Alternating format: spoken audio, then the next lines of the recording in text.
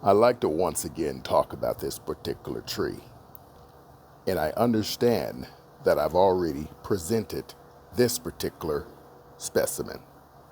But make no mistakes about it.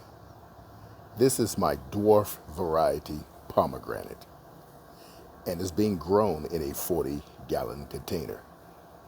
It's very important to notice that that particular soil is not any soil that you're going to find at your local nursery. It's a soil mix that I put together, and I absolutely love this soil. It works perfectly for my tree. But what kind of soil is it?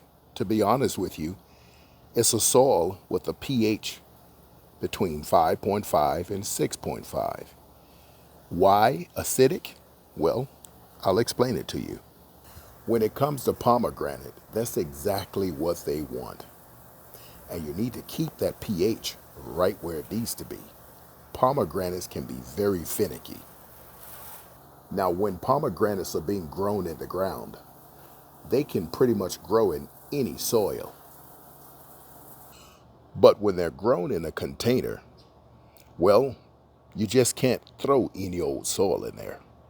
So just think about a mixture of azaleas and a mixture of potting soil, half and half. In other words, rhododendrons, roses, the same soil that occupies their space or container, you need to use it in here. I've learned through a lot of trial and error, and it works for me. It may just work for you. Now I'm in zone 9B, and we have temperate weather here. Truth be told, it gets warm out here at times. So making sure that your container grown trees have drip irrigation, it's going to ensure that they get the water when they need it, not when you have the ability to go out and water it. Simple drip irrigation. I like this one by Gilmore.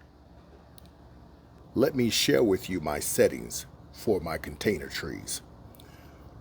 First of all, what I want to do is I want to go to how often, and we're talking about the right side setting. So every day my trees get watered. How long? For 5 minutes every day. The start time is at 4:15 a.m. and that's when my trees get watered. Now, if you need your trees to be watered more often when it's much hotter, then you want to set this different. Now, I am going to be setting it different right now on video, and I wanted to do that to show you folks. It's been hot out here. So instead of every day, these trees are now going to get watered every 12 hours. So twice a day.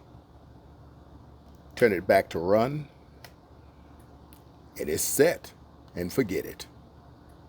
Now with the pomegranate, well, like I said, it's sort of finicky.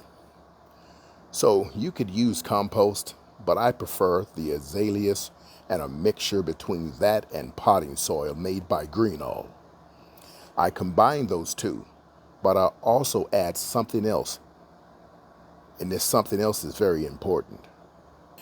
I add shredded bark, pine bark, shredded pathway bark. You can get it from your local Home Depot or Lowe's. You can get it from your nursery centers, but that's going to allow a little more porosity. Remember, the azaleas mix is already loose and soamy, so it's perfect. But the potting soil, it's not as loose as you would think, especially when placing it inside of a container. So I like to loosen it up a little bit, and voila, I get a beautiful dwarf tree. Now I want you to notice the pomegranates. I counted 29 the other day. They're all the way to the top. They work their way down. I don't know if this little one going to amount to anything, but I'll leave it here for now. But they double up over here. There's a few there, one here, two here, and a few more over there and over there. Now here's the kicker. If you ever find yourself seeing this, Remember, the tree will get rid of the fruit that it does not get pollinated. That's why I say, and I always suggest that you folks think about beekeeping. It really helps out in the garden. When it comes to portability, go to Home Depot or Lowe's and get you some wheel casters. There's 4 of them, and they're about 100 to 200 pounds a piece it'll hold. 2x4s and some screws. Build your own dolly, heavy duty dolly. And look, you could move this tree easily anywhere you want. It's a beautiful tree, and it'll last many years. And the great news is you never have to take it out of its container.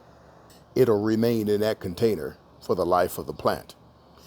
And every now and then, if you see the soil start to recede, do yourself a favor. Go ahead and mix up those components I spoke about and scratch the top of this soil and add it back in there. Fertilizer, use the same fertilizer by the same company that you get your azaleas or your rhododendron fertilizer, made for acid-loving plants. Same soil I use for blueberries, same soil I use for my citrus.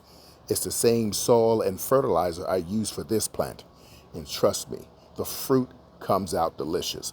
Only got 29 this year, but this is the most it's ever had. As the tree matures in here, you can expect about 60 to 70 fruit from a tree like this. Remember, feed it on a monthly basis, and make sure that you give it a foliar feed every now and then if you see the leaves start to yellow. A chelated iron, remember that? Make sure whenever you do a foliar feed, you do it in the late afternoon, an hour before sunset, or the wee hours of the morning. Otherwise, you risk scorching your leaves. Don't damage your leaves. Until next time, I'll see you on the next video.